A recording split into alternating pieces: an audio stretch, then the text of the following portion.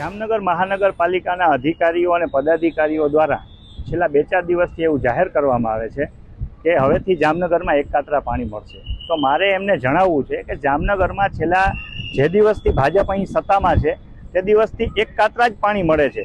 તો પછી એવી જાહેરાતો કરી અને પેનિક ફેલાવવાનું કારણ શું? ક્યાંક ને ક્યાંક મને એવું લાગે છે કે આ બધાના રાજકીય ગુરુ મોદી સાહેબ પણ ક્યારેક આપણા માનનીય વડાપ્રધાન પણ નાની બાબતોમાં ક્યાંક ને ક્યાંક પેનિક ફેલાવવાનું કામ કરે કે હવે દેશમાં આમ થઈ જશે, હવે દેશમાં આમ થઈ જશે, આપણે સોનું ના ખરીદવું જોઈએ, ચાંદી ના ખરીદવી જોઈએ।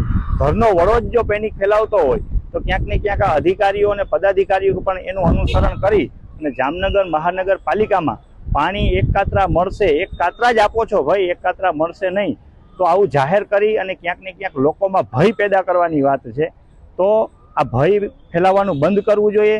સારી રીતે કેમ વિતરણ થાય એ જોવું જોઈએ। જામનગરની જનતાએ @ 16 એટલે કે 60 કોર્પોરેટરો ચૂંટીને તમને આપ્યા છે, એવા માટે નથી આપ્યા કે કોઈ બાના બનાવો।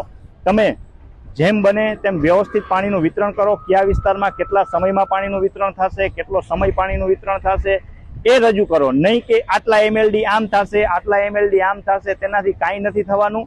સરસ સારું આયોજન કરો અને અધિકારીઓને અને પદાધિકારીઓને હું તો એ કહેવા માંગુ છું કે તમે સ્થળ પર જઈ વિઝિટ કરો, આ બધું કરો કે જેનાથી ક્યાં કેટલી ખૂટ જઈ તમને ખબર પડે, નહીં કે એસી ઓફિસોમાં બેસીને કામ કરો। ગ્રાઉન્ડ ઉપર જાઓ તો જ સાચી દિશા અને કામ કરવાની તમને ખબર પડશે। પેનિક ફેલાવાનું બંધ કરો અને સારું કામ કરો। જામનગર શહેરમાં 31 જુલાઈ સુધી પાણી વિતરણ કરી શકાય તેટલો જથ્થો ડેમ સાઇટ ઉપર ઉપલબ્ધ છે।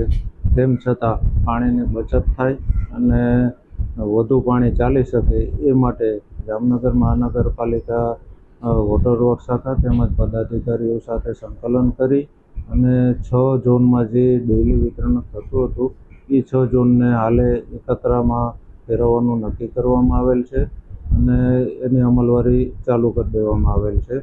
આ પાણી વિતરણ એકાત્રા કરવાથી પહેલાં જે ડેઇલીમાં 25 મિનિટ આપતા હતા એના બદલે એકાત્રામાં 45 મિનિટ, એટલે પાણીની બચત 6 થી 7 MLD થશે। તેમજ મિલિટરીને જે પાણી આપીએ છીએ 10 MLD, એમાં 2 MLDનો કાપ મૂકી 8 MLD પાણી આપશું। કુલ 7 થી 8 MLD 10 MLD સુધીની બચત કરી શકાશે। એ પાણી 10-15 દિવસ વધારે ચાલી શકે એવી શક્યતા છે અને જો 31 જુલાઈ સુધી વરસાદ ના આવે તો પછીથી આપણે સૌની યોજનાથી ડેમ ભરવાની માહિતીનું આયોજન કરેલું છે। સરકારશ્રીમાં પણ માંગણી મૂકવામાં આવેલ છે અને નર્મદા NC8માં પાણી વધારે મળે એ માટેની પણ માંગણી મૂકવામાં આવેલી છે। એટલે જેમ ડેમ ખાલી થતા જશે તેમ નર્મદા NC8માંથી અથવા સૌનેથી જેમાં પાણી વહેલું મળે એ મુજબ આગળની કાર્યવાહી કરતા જશું। એકાત્રે પાણી જે થાય છે એ લોકો દૈનિકનું કહે છે, પણ રોજ રેગ્યુલર પાણી આપે ને તોય વાંધો ના આવે પબ્લિકને। અને અત્યારે જે વરસાદી વાતાવરણ છે એના માટે ખોદકામ કરવું જોઈએ, જ્યાં સ્ટોક કરવો જોઈએ એ બધું કરે અને વરસાદનું પાણી જામનગરમાં સચવાઈ રહે, જે દરિયામાં ફેંકવું પડે છે એ ન હાલે। તો સરકારશ્રીને વિનંતી કે સારામાં સારી વ્યવસ્થા ગોઠવી અને GB ને સાથે રાખી અને પાણી વિતરણ કરે।